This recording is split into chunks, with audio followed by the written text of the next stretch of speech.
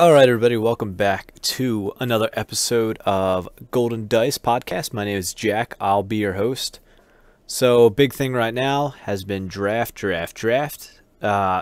we're going to talk about some of the cards from the rival set, focusing on that standpoint from the draft. So, first and foremost, Anakin Skywalker, Conflicted Apprentice. By now, if you've heard about draft, you've probably heard about Anakin, so my thoughts are probably coming a little late. But I probably would actually temper the hype on him. I think he is a good character. But as we go through, I'll actually reveal who my favorite is. But he's got a 2 damage, 2 for 1, shield resource special, blank. And then you could discard a hero card to get 2 shields, or discard a villain card to deal 2 damage cards. And I think upon seeing that, oftentimes we think of our constructed decks and we thought of all the villain and hero cards that we would have respectively in our decks, and we thought it would be as good as then. But I find myself bringing a majority of those rival kits and using a lot of their cards, which results in me having a lot of neutral cards. So sometimes that special oftentimes isn't as good or doesn't work as we would have hoped. So sometimes that could almost be a blank in a certain sense. And a 2-for-1 pace side draft is a little rough, but still 10 health, 10 points. You really can't go wrong with that, especially in draft, obviously. I think he's good, but I wouldn't say that he is as clear-cut the best draft character from that pack as many would have thought. Moving on to Lobot. Cyborg Aid. He's got a 1 range, a focus, a shield, a resource, a special, and a blank. And if you control the battlefield, he has a guardian keyword, and his special says resolve one of your dice, increasing its value by 2. He's been crazy good. I mean, using his special on really anything is pretty good. And honestly, that special on damage is probably my least happy thing to resolve with it, which sounds crazy, but oftentimes I'd find myself much rather getting 3 resources, 3 shields, 3 focus, which could result in more than just a +2 modifier for damage. Super good, 9 health, you know, just forcing people to do damage to him. Claiming can be crazy. Generally I find it pretty even, except if you play if you're doing Awakenings and you're playing against Django, Spirit Rebellion playing against Maz, or Empire playing against a Kanan, that's probably the only time I find myself struggling to claim the battlefield. But generally you should be able to have it and compete with him. I like him, he's solid, but I really don't go into the draft hoping that I'm going to end up running him. But the red card from draft is actually a really solid one, which, you know, of course we'll get to later. Moving on next to Ketsu Onyo, and this is actually my favorite card from the Rivals box. I think she's fantastic, and honestly not just in draft format, but I think she could see some constructive play. Not top table stuff, but I think you make it a half decent deck out of her. But she's got a 2 range, a 2 melee, a disrupt, a discard, a resource, a blank. And it says before one of your attached characters, before one of your characters is defeated, you may move a weapon from them to this character. So she's 11-14, she's got 9 health. 11 points, it's rough, because I mean, you figure you have Anakin, who has 10 for 10 health. Lobot is 9 health for 10 points, and then now Ketsu is 11 for 9. But she's crazy. You know, if you do Awakenings, if you do Grievous, she actually gives you a chance to keep your weapons. At that point, it would be the battlefield controller, since they're both after. But redeploy weapons, you would just lose from Grievous. But now Ketsu gives you that chance. So, wouldn't play around that. You know, what are the chances you actually see Grievous across from you? Although I did play a draft, my first one, and one guy got Grievous, got 2 hit and runs, and a tactical mastery. So, that was a brutal game. Safe to say he won that tournament. But Ketsu's really good. 2 damage sides is a little tough, and then also 2 different ones. Only having 1 melee and 1 range makes it tough sometimes to do those modifiers of the other weapons that come around. But she's great. That disrupt is awesome. That discard is awesome, as much as you wouldn't think. Sometimes late game, Just getting cards out of your opponent's hand is crazy. So my first deck actually was a Dooku, Ketsu, and First Order Stormtrooper deck, which was pretty good. And when it came down to it, it could mill towards the end game, and Dooku could just stay alive. But I kind of milled myself a little bit. But it was good, and she just keeps weapons on the board. Losing dice and draft is rough, and she kind of prevents that. And last one, we got a Jawa. He's 6 points, 6 health. He just slots in the deck. You know, his dice isn't great. He's got a 1 range, 2 for 1, a disrupt, a resource, and 2 blanks. And after you activate this character, you may discard one of your supports or upgrades that cost 2 or more from play to gain 1 resource. So, not great. Really don't see why you would use this all that much, aside from, say, you know one of your characters is going to be defeated. You roll Jawa out, take an upgrade off that character, get yourself a resource. So, but most times, you really probably aren't going to be using that. Doesn't seem that good. But that extra damage or 2 damage from him can add up over the course of the game. He's solid to have, but, you know, some of the Knights of Ren guys are joking about a 5-wide Jawa deck. The Untini podcast is what they should change their name to. But really good for what it is, but isn't anything crazy. Moving on. No image. This is awkward. So this is Hidden Motive. Let me see if I can start to adjust this for you as I talk about it. But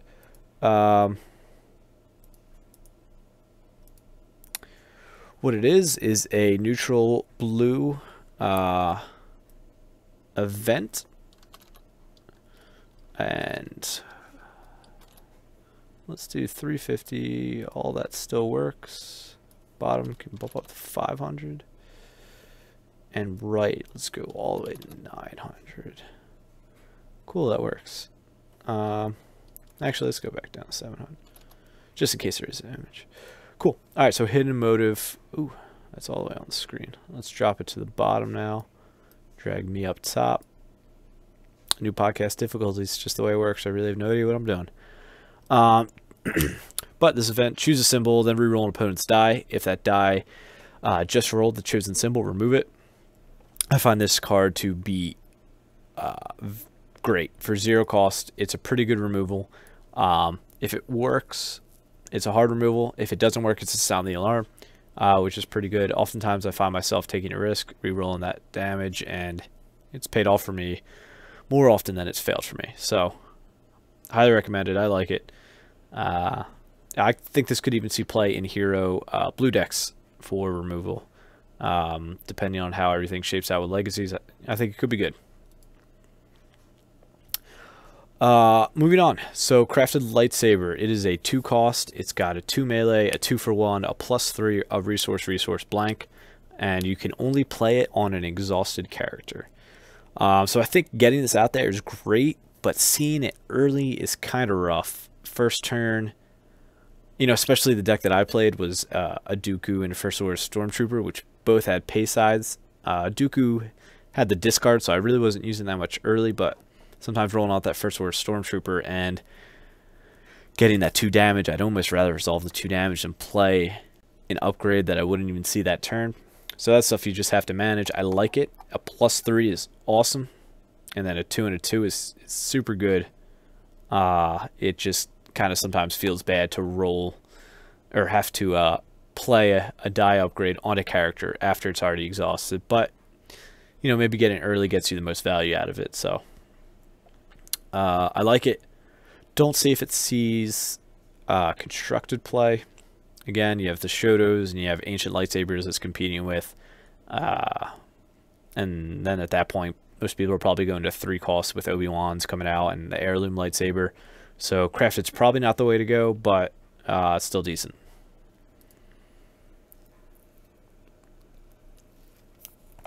Targeting computer. Red, 1 cost event. Turn a support or upgrade die at any side. Pretty good. Just no complaints. Turning something to the side. Removal's not as heavy in drafts, so sometimes those turn a die to a side cards are actually pretty good for you. The fact that it's upgrade or support makes it super Versatile. You can use it in several different situations. You can turn an opponent's die to a certain side, so it is good. I like it. Constructed play, probably not, but drafted, it can come in clutch when your opponent rolls damage and you don't have hard removal. So I prefer to use it on my own dice, like ones like we're about to talk about. The Fang Fighter. So the Fang Fighter I think is awesome. Probably one of the best cards in this set. Almost makes me want to run Lobot or a red character just for this. It's got a 2 range, 3 range, discard, shield, resource, blank, and it's got ambush. Super good. You know, as I mentioned earlier, losing dice feels bad in draft, and playing supports is kind of a way to keep them out there even after your characters, which oftentimes have low health, keep those dice out there. I like it. Good damage sides, shield never bad, resource never bad, and that discard side, while it seems a little weak in draft, I think you might actually like it a little bit better than you would in constructed. In constructed, I don't think this is a bad thing to play.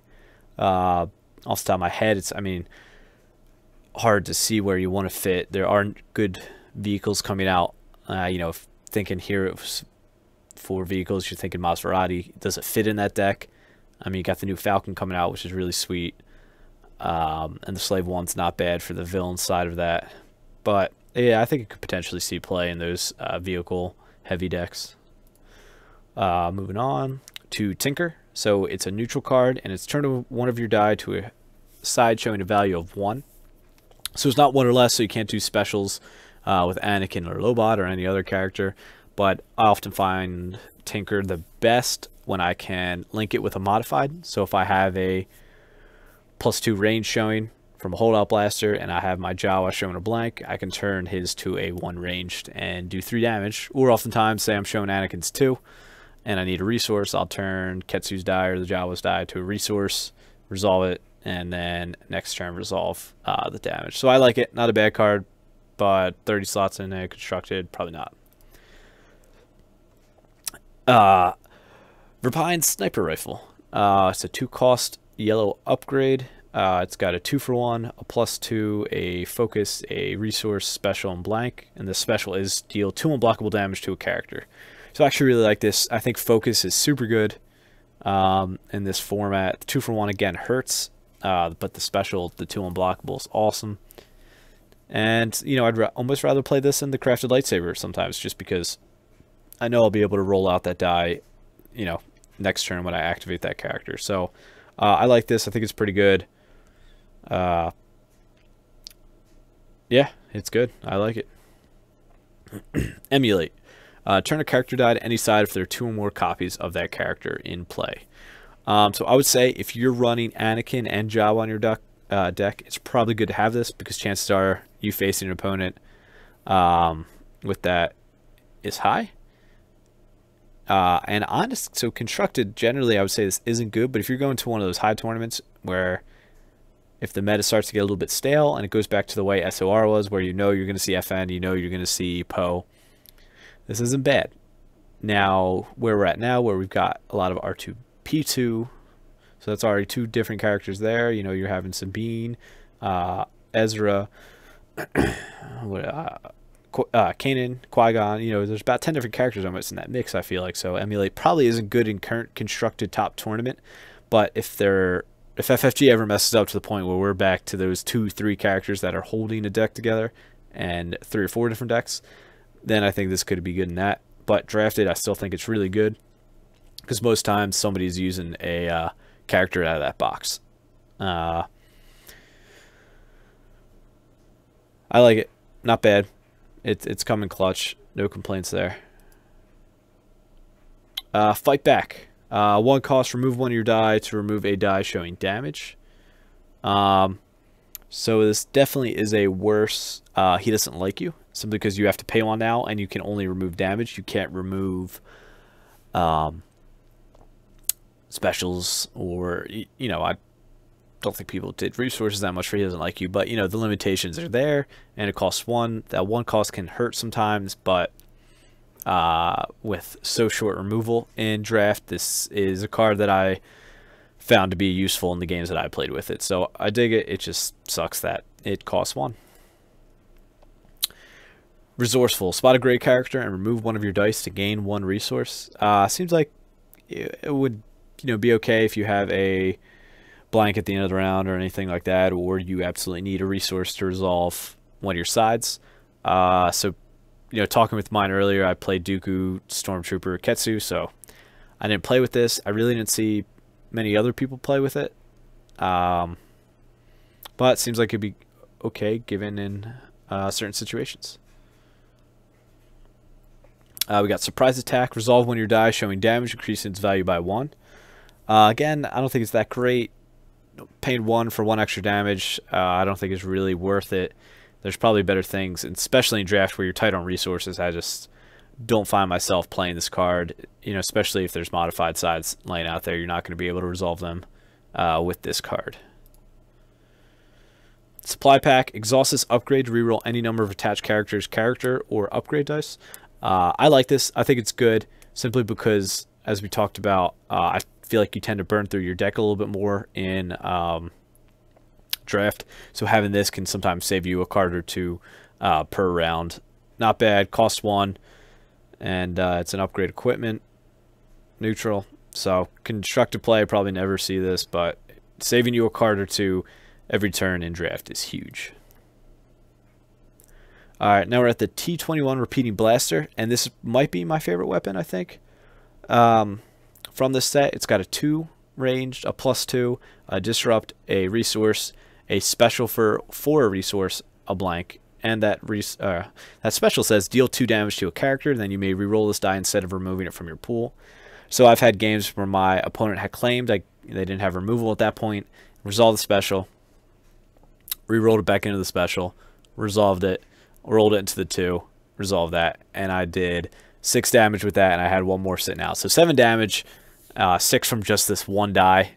Super good. Obviously, the chances of me doing that were very, very low. I got extremely lucky on that, but I think this card is very, very good at what it does, and especially if you have a character like Ketsu out where this gets redeploy, I think this is worth it. 3 costs sometimes are scary to play in draft, I've found, but knowing that it's going to stay on the board makes it so much better. So I really like this card. I think it's super good.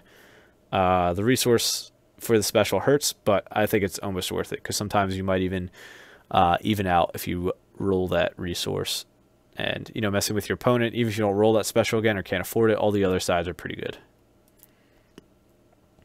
Moving on to the Vibro Sword. This has a 1 melee, a 3 for 1, a +2, a discard, a resource, and a blank, and it has redeploy. So this also is really good. Again, resource sides are tough, but having that +2 to link up with other characters and even having that 1 damage is super good.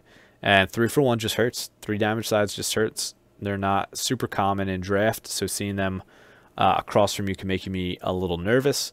I really dig the card. It's got redeploy, and in draft, I think that is one of the best things that you can have. Last few cards here.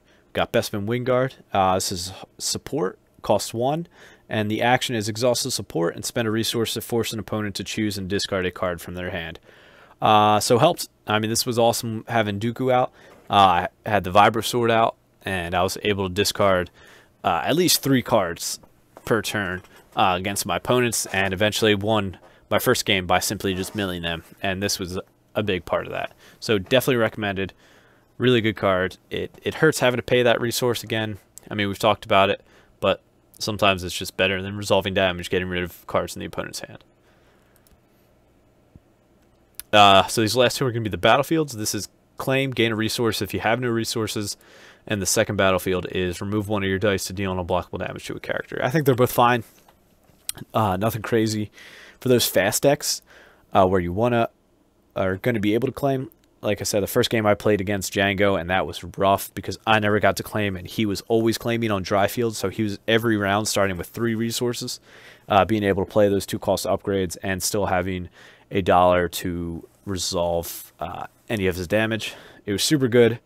So I do think I lean that way a little bit more. I mean, this is Temple Malachor. Doing that unblockable is nice.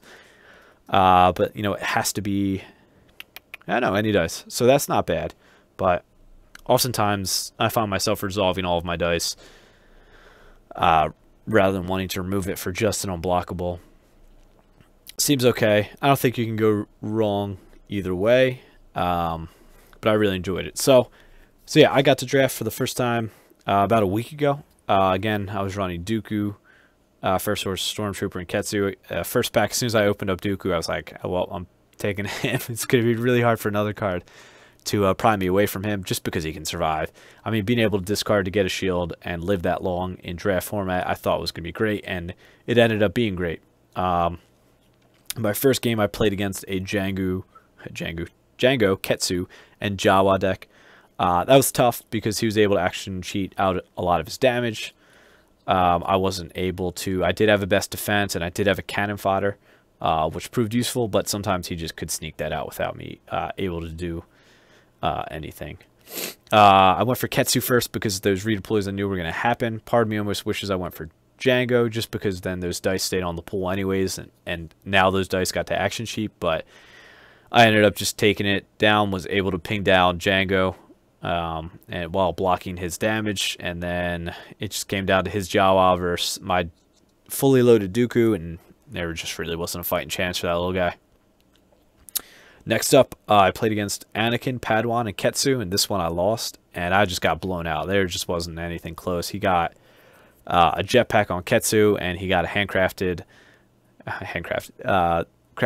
lightsaber, and got that on the Padawan. So he, rolled out for 10 damage. He got the 2 on the Padawan and the +3 on the lightsaber, and then he got 2 on Ketsu and got the +3 on the jetpack. So he just blew my characters right off the board. There wasn't really much I could do about that. He played well. He knew how to go around a lot of things I was trying to do because I was kind of straightforward, and he just did very well. And the last game I played against Luke Skywalker, a hired gun, and a Jawa. So it was really cool to see Luke out. The fact that he was in a 3-character deck I think was awesome because I really wasn't expecting that. I personally went in thinking that some of those high-costed legendary characters were not going to see play, especially Luke and Vader.